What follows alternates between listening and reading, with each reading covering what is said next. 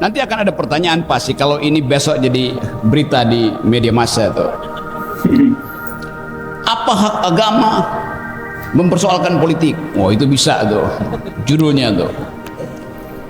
Apa hak Gus Toha mengundang Rocky Gerung? Topik kedua itu kan ramai tuh. Tapi saya nggak peduli dengan itu karena tadi saya berdiri sebentar di bangunan yang sedang dibangun itu. Saya mendoakan supaya bangunan itu bukan sekedar isinya ruangan-ruangan, tapi isinya adalah gagasan. Indonesia kebanyakan ruangan, gagasannya nggak ada. Itu masalah kita tuh. Dan pesantren adalah gagasan untuk menghidupkan akal pikiran, untuk memprovokasi pikiran radikal. Pikiran bukan tindakan radikal. Jadi tadi saya bertanya, itu apa nama bangunan itu? Itu akan jadi, Pak Sekretaris menerangkan, itu akan jadi tempat kajian sains di dalam Islam. Itu tema yang kuat sekali, bukan sains dan Islam seolah-olah itu dua hal yang mesti dianalisis secara terpisah. Sains di dalam Islam, artinya ada asumsi di situ bahwa ayat-ayat Quran di dalamnya bukan sekedar mengandung janji surgawi, tapi ada hal yang natural yang mesti dipelajari. Yang kita tahu di dalam percakapan sehari-hari, ada tanda-tanda alam yang hanya dipahami oleh orang yang berpikir. Jadi kira-kira itu nanti, mungkin kapan itu kira-kira selesai, saya akan datang ke situ untuk memberikan seminar tentang fungsi ilmu pengetahuan di dalam mengupayakan kemajuan manusia itu. Dan itu, iya. Dan Islam tentu mulai dari awal penyebaran doktrin agama, di dalamnya ada tradisi filosofi itu. Orang ingat apa sih matematika yang kita sebut algoritma itu pertama kali diriset oleh ilmuwan Islam. Bagaimana cara kita mengobati manusia? Farmasi pertama ditemukan oleh ilmuwan Islam. Bagaimana kita mengukur skala-skala alam semesta yang kita sebut sekarang astronomi, itu pertama kali diuji di dalam ruang-ruang kuliah di abad-abad pertama ketika Islam muncul sebagai peradaban baru. Jadi selalu ada konteksnya di situ. Nah, kita mau coba gabungkan itu antara krisis pengetahuan, kekurangan pengetahuan, dan keterpurukan bangsa. Apa yang menyebabkan bangsa terpuruk? Karena pemimpinnya nggak berpikir. Itu intinya. Apa akibatnya? Akibatnya skala kecerdasan kita, kalau Anda baca riset terakhir sebulan lalu, Indonesia itu rata-rata IQ-nya 70,8. Hanya 70,8. Apalagi kalau nggak ada masjid kembar, nggak ada al-islah, mungkin tinggal 60 IQ kita. Jadi pesantren menyumbang peningkatan IQ, sementara kekuasaan memerosotkan IQ. Karena nggak ada undangan berpikir. Orang berpikir dilarang. Orang berusaha untuk memperdebatkan masa depan dianggap sebagai bahaya politik identitas. Jadi kita lihat bahwa bangsa ini dituntun ke arah kegelapan. Itu intinya tuh. Padahal tadi diterangkan oleh Gus Toha, persahabatan itu adalah hak setiap warga negara, lepas dari soal agama, etnis segala macam. Tapi justru negara itu memprovokasi supaya jangan bersahabat antar agama, jangan bersahabat antar etnis, jangan bersahabat antar kelas. Diam-diam itu yang sedang terjadi di kita, sehingga terjadi ketegangan sosial. Oke, saya pegang 2 mic kembar di masjid kembar.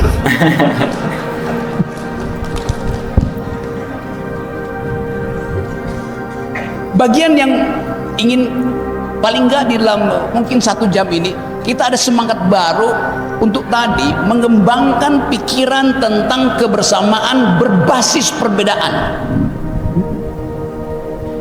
Saya ulangi lagi tesisnya. Kita ingin kembangkan persahabatan, persatuan yang basisnya perbedaan. Karena fakta antropologi bangsa ini adalah perbedaan. Jadi betul tadi Gus Toha, demi perbedaan kita memerlukan persatuan. Demi perbedaan. Kalau negara bilang demi persatuan tidak boleh ada perbedaan, itu namanya dungu. Dari awal kita berbeda. Kalau berbeda dianggap teroris, kalau berbeda dianggap ekstremis. Padahal antropologi bangsa ini disusun berdasarkan ontologi perbedaan. Jadi justru karena ada perbedaan diperlukan persatuan, bukan dibalik. Demi persatuan nggak boleh ada perbedaan. Itu kurang ajarnya negara tuh. Hal itu. Jadi sekali lagi, kalau kita ingin lihat perkembangan era, kita hidup di dalam semacam republic of fear. Kita cemas terhadap keadaan. Kita nggak tahu pasti akan ada pemilu atau tidak. IKN akan berlanjut apa tidak. Keadaan itu membuat kita seolah-olah nggak ada harapan lagi. Nah, ini forum yang kita pastikan bahwa kendati negara mengalami optimisme, kita tetap kendati negara pesimis dengan keadaan. Karena setiap kali kita dengar krisis global, COVID segala macam itu menyebabkan negara akan menunda pemilu sangat mungkin. Menyebabkan pemerintah tiba-tiba memberlakukan hal yang sudah diharamkan oleh Mahkamah Konstitusi, yaitu Omnibus Law. Jadi sekali lagi kita mau putuskan malam ini bahwa di Bondowoso ada optimisme bangsa ini bisa ditemukan kembali. Apa yang mesti kita temukan? Akal pikiran. Nah, tema malam ini betul sekali. Kita apa tadi bahasa temanya tuh merajuk bukan hati, ada kata-kata hati itu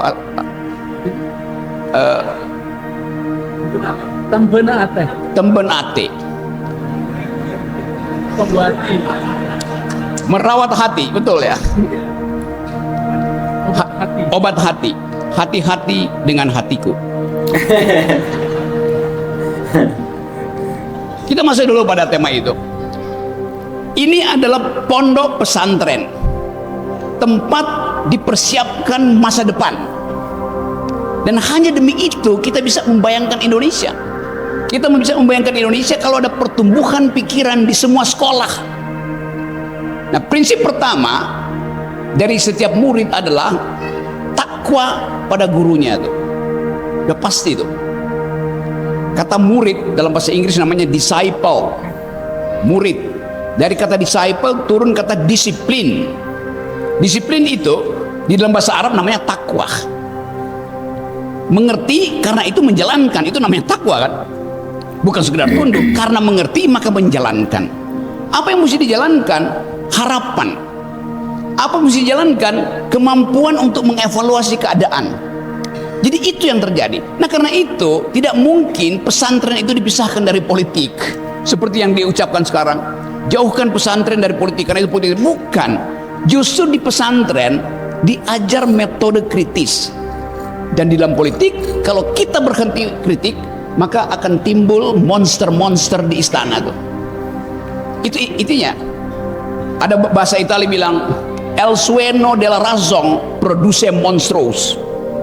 Akal yang tidur, kalau akal Anda tidur, maka yang beroperasi malam hari adalah monster-monster. Koruptor, arogan, para arogan.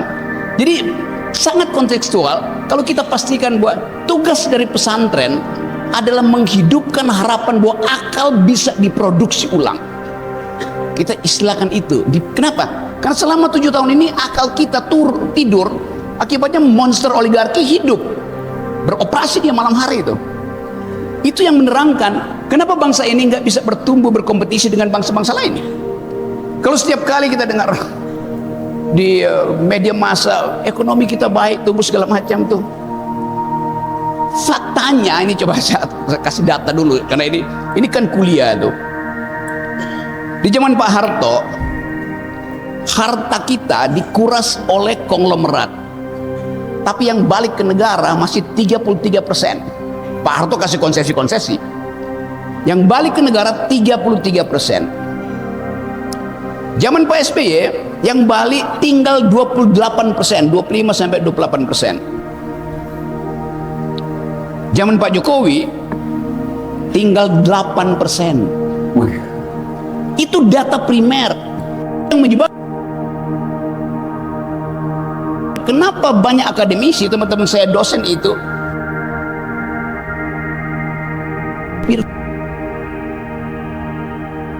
ojek.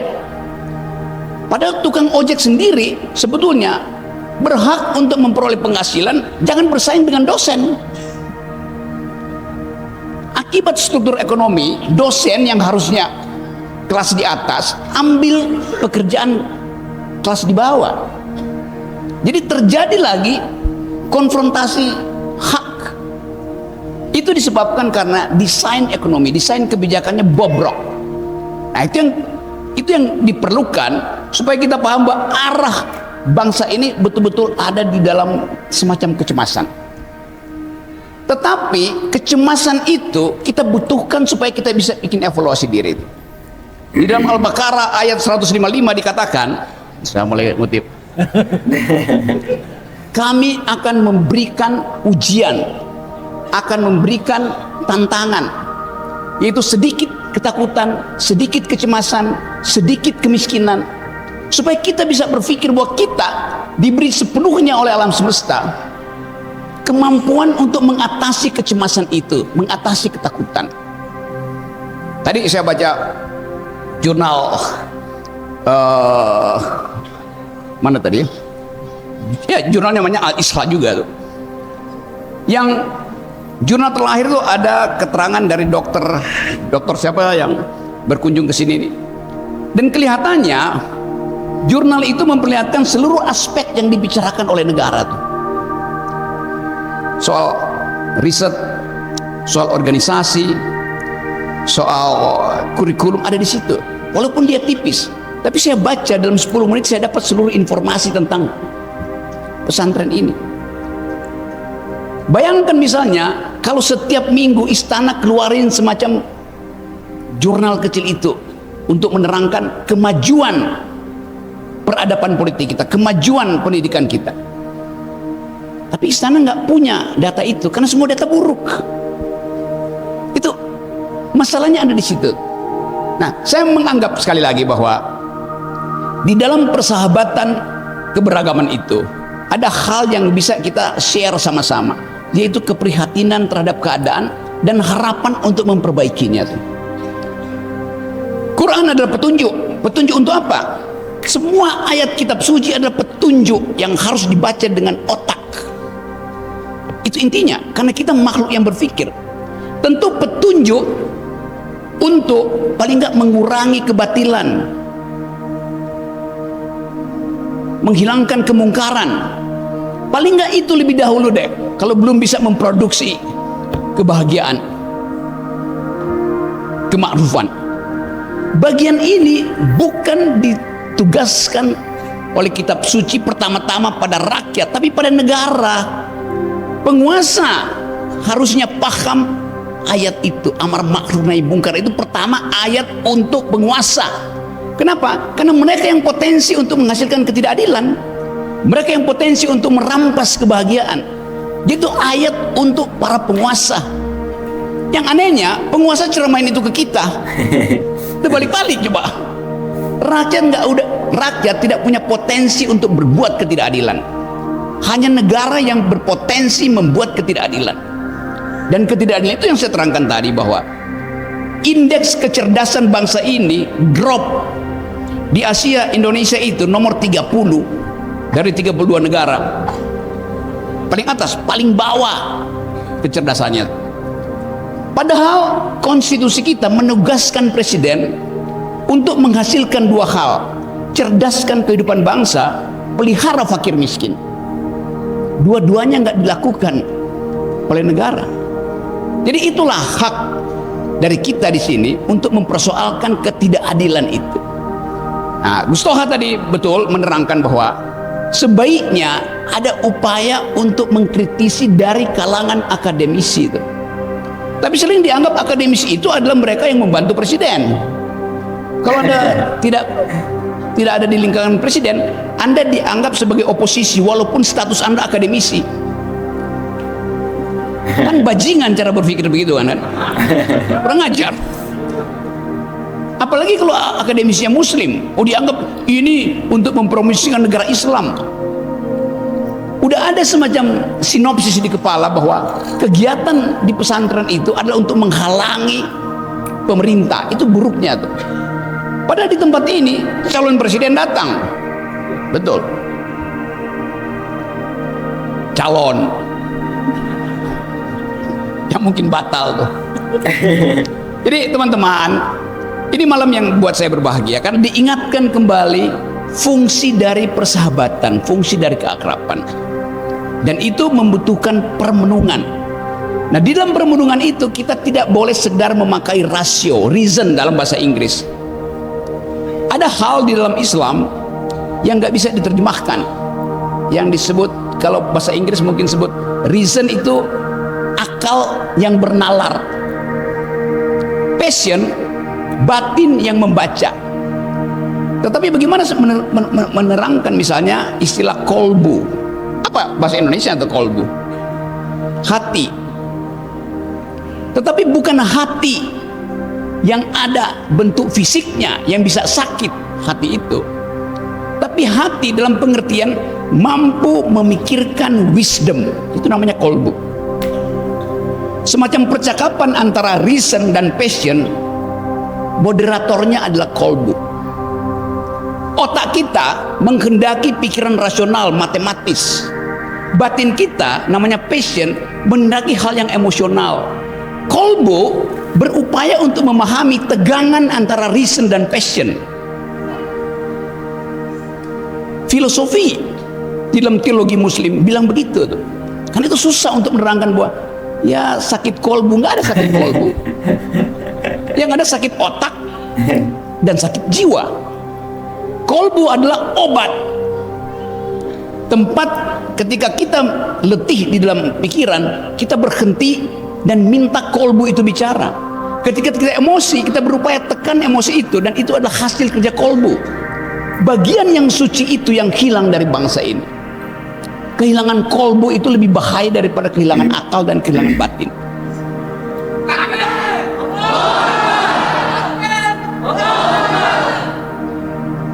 Nah, kesempatan ini adalah upaya untuk membenahi bangsa ini dengan memproduksi kolbu. Tapi nanti saya akan dibully. Pasti dibully itu. So tahu Rocky Gerung. Ngomong apa dia? Ada yang akan menjelaskan. Ustaz Toha tuh. Jadi teman-teman, pesantren fungsi utama adalah mengucapkan kejujuran karena diperintah oleh kolbu. Mengucapkan kemerdekaan berpikir karena menginginkan ada pertengkaran argumen. Memanfaatkan momentum-momentum politik supaya bangsa ini jangan diselundupkan di dalam wacana atau headline yang kita baca setiap hari yang gak ada isinya. Jadi teman-teman, itu kultum saya hari ini.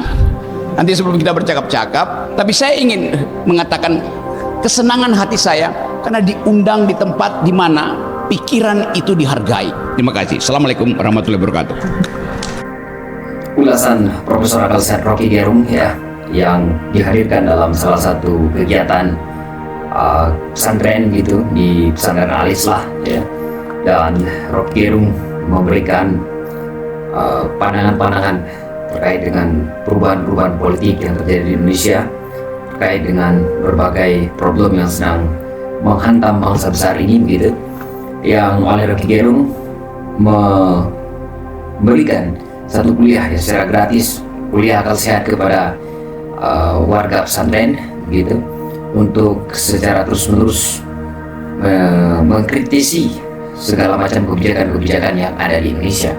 Salah satu poin yang kemudian menjadi bahan bacaan daripada Rocky Gerung adalah bagaimana masalah perbedaan yang terjadi di Indonesia, dan bagi Rocky Gerung bahwa perbedaan yang menjadi semacam antropologi daripada bangsa besar ini, yang memang sejak awal negara dan juga bangsa besar kita ini adalah sudah berbeda begitu. Oleh karenanya bahwa dibutuhkan semacam persatuan untuk mengelola perbedaan tersebut, yang oleh rezim saat sekarang itu justru dibalik. Demi persatuan maka tidak boleh ada perbedaan. kurang lebih seperti itu yang disampaikan oleh Profesor Akal Sehat Rocky Gerung gitu. Nah, selain itu juga bagaimana posisi daripada politik dan juga Islam yang oleh Rocky Gerung adalah dua hal yang secara tidak langsung memiliki hubungan gitu ya, memiliki hubungan.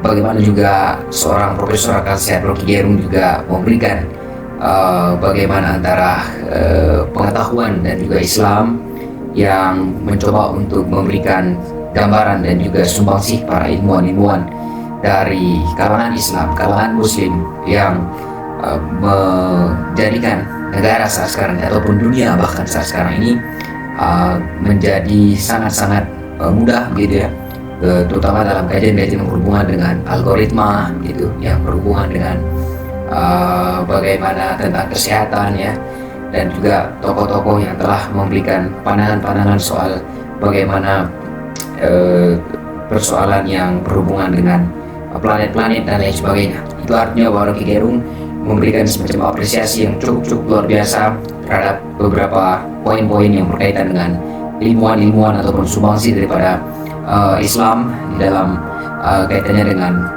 sumbangsi terhadap pengetahuan yang ada di Indonesia. Oleh karena itu bahwa yang disampaikan oleh Rocky Gerung menjadi salah satu pijakan bersama bagi kalangan-kalangan yang berpikir, kalangan yang berakal sehat, untuk secara terus-menerus melihat bagaimana negara yang seharusnya memaparkan keadilan kepada bangsa begitu, yang seharusnya menjaga bagaimana keadilan itu seharusnya diterapkan kepada seluruh warga masyarakat gitu. Jadi tidak kemudian negara mencurigai segala aktivitas pikiran-pikiran yang mungkin berbeda dengan penguasa ataupun rezim saat sekarang ini. Justru penguasa harus selalu secara terus-menerus untuk mengelola perbedaan itu begitu. Selain itu juga bagaimana kemudian perihal kondisi politik, kondisi sosial yang terjadi di tanah air kita yang juga tidak luput dari bacaan dan juga kritik daripada seorang Profesor Akal Sehat Rocky Gerung begitu. Karena bagi Rocky Gerung bahwa ini adalah sikap-sikap daripada seorang akademisi, daripada seorang yang berpikir untuk menyelamatkan bangsa yang besar ini, untuk memberitahu kepada penguasa mana yang seharusnya dilakukan dan mana yang tidak seharusnya dilakukan. Karena seperti yang disampaikan oleh Rocky Gerung tadi, bahwa negara berpotensi untuk menciptakan satu ketidakadilan bagi masyarakatnya. Negara berpotensi semena-mena, negara berpotensi menyebabkan tumbuh kembangnya misalnya para oligarki, dan juga bagaimana kemudian Rocky Gerung mencoba untuk memperbandingkan zaman Soeharto, zaman di SBY dan juga di pemerintahan Joko Widodo saat sekarang ini, soal bagaimana para perlakuan negara terhadap para oligarki yang mengeruk sumber daya alam yang ada di Indonesia. Dan dari beberapa perbandingan yang disampaikan oleh Rocky Gerung itu memberikan semacam ingatan sejarah bagi kita, bagaimana kepemimpinan Soeharto meskipun memberikan semacam konsensi kepada para oligar, tetapi masih sekitar 33% kembali kepada negara begitu. Artinya ada negara diuntungkan dengan aktivitas para oligarki di zaman Soeharto. Lalu di zaman SBY negara masih diuntungkan sekitar 28%. Tetapi di zaman Jokowi ya, nampaknya keuntungan ataupun yang diterima oleh negara di bawah daripada 10% begitu. Oleh karena itu bahwa Rocky Gerung memaparkan ulasan-ulasannya di hadapan kalangan-kalangan Muslim begitu ya. Meskipun kita tahu bahwa Rocky Gerung bukan beragama Islam, tetapi sangat sering sekali tampil di kegiatan-kegiatan, aktivitas keagamaan, terutama yang beragama Islam, menyampaikan pikiran-pikirannya, dan itu menjadi sesuatu hal yang menunjukkan bahwa bagaimana toleransi beragama yang ada di Indonesia, bagaimana toleransi pesantren-pesantren yang ada di Indonesia menjadi salah satu sumbangsih bagaimana keberagaman, bagaimana perbedaan yang terjadi di antara para pemeluk keyakinan antara agama yang satu dengan agama yang lain memang cukup harmonis, dan itu tidak dipertentangkan sedemikian rupa begitu. Oleh karena itu bahwa pikiran-pikiran yang disampaikan oleh Rocky Gerung menjadi satu suruh ya bagi kita kalangan yang berpikir untuk secara terus-menerus melihat negara dan bangsa kita ini dari sudut yang kritis, tidak kemudian mengamini setiap kebijakan-kebijakan yang dihasilkan oleh penguasa rezim saat sekarang ini. Terima kasih rekan dan selamat menjalankan aktivitas kembali.